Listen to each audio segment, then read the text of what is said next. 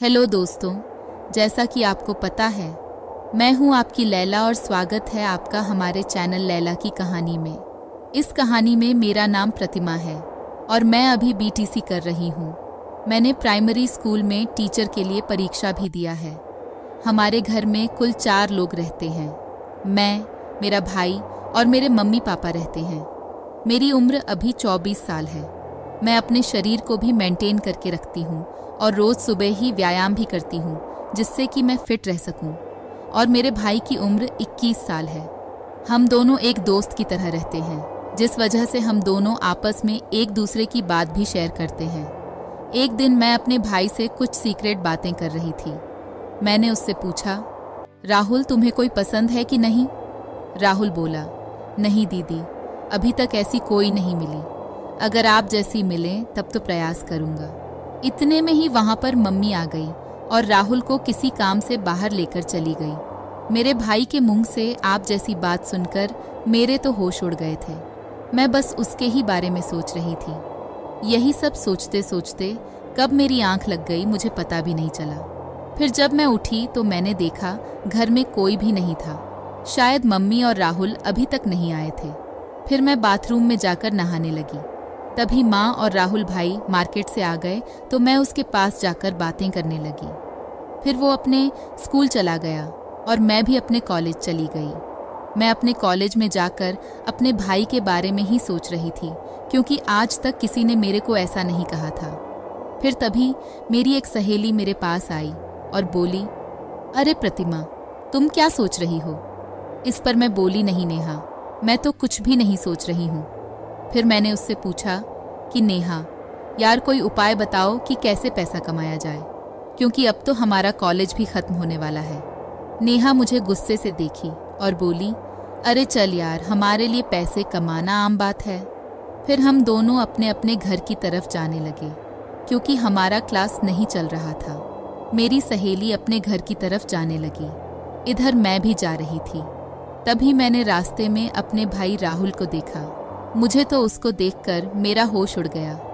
राहुल अपने साथ किसी को लेकर घूम रहा था। मुझे उस पर काफ़ी ज़्यादा गुस्सा आ रहा था, क्योंकि पापा इतना मेहनत करके पैसा लाते हैं और हमें पढ़ने के लिए देते हैं, लेकिन ये सारा पैसा बर्बाद कर रहा है।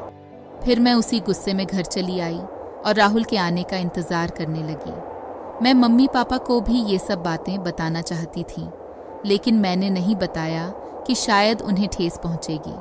फिर शाम के समय जब राहुल घर आया तो मैं उसके कमरे में गई और देखा तो वो टीवी देख रहा था। मैंने उससे पूछा, राहुल, तुम मार्केट में ऐसे क्यों घूम रहे थे? उनके साथ मत रहो वरना तुम्हें बर्बाद कर देंगे। उसने कहा, नहीं दीदी, मैं तो घूमूंगा। उनके साथ घूमने में काफ़ी मज़ा आता है और मेरे लिए यही समय है। अब नहीं घूमूंगा तो कब घूमूंगा? वो मुझसे गुस्से में भी बोल रहा था।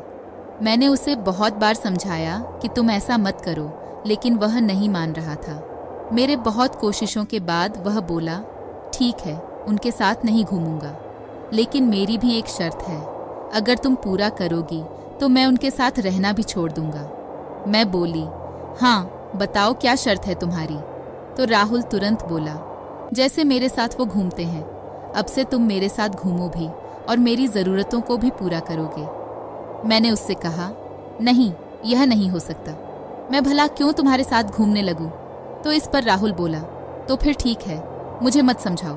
मैं जो भी कर रहा हूँ तुम मुझे मत बोलो। फिर मैं बोली, चलो ठीक है, शाम को सोचकर बताती हूँ। इतना कहकर मैं उसके कमरे से अपने कमरे में चली गई और बैठकर सोचने लगी। अब मुझे पूरी तरह से समझ आ चुका था कि मेरा भाई मुझसे क्या चाहता है। मेरे भाई की कही हुई बातों को सोच सोच कर मेरी टेंशन बहुत ही ज़्यादा बढ़ गई थी।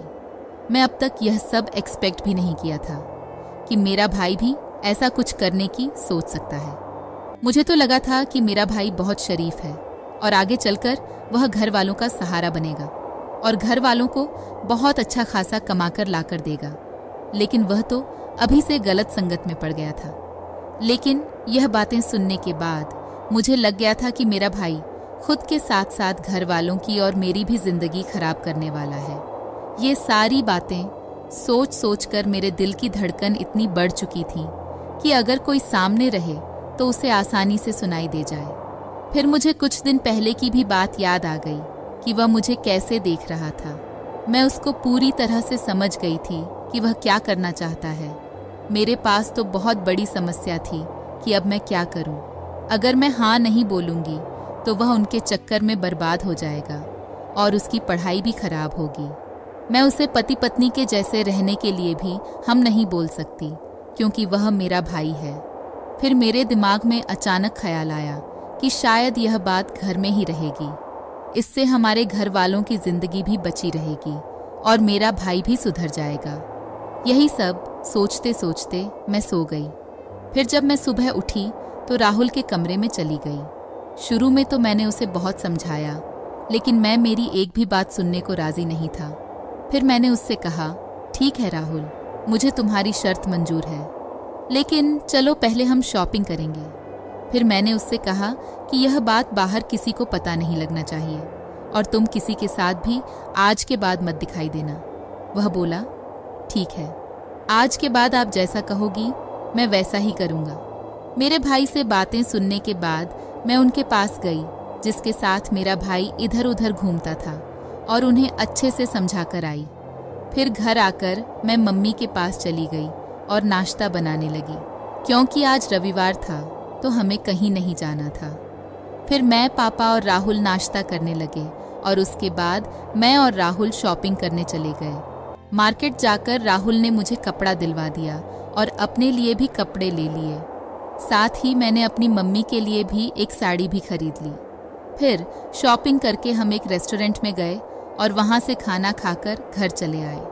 फिर शाम होते ही मेरा भाई राहुल मुझसे कहने लगा, चलो अब अपनी शर्त पूरा करो। तो फिर मैं भी शर्त के मुताबिक अपना काम करने लगी और उसे दिन के बाद से मैं राहुल के साथ एकदम पति पत्नी की तरह रहने लगी। मैं उसका एकदम पति की तरह ध्यान रखती थी और वह भी मेरा एकदम पत्नी की तरह ध्यान रखता था।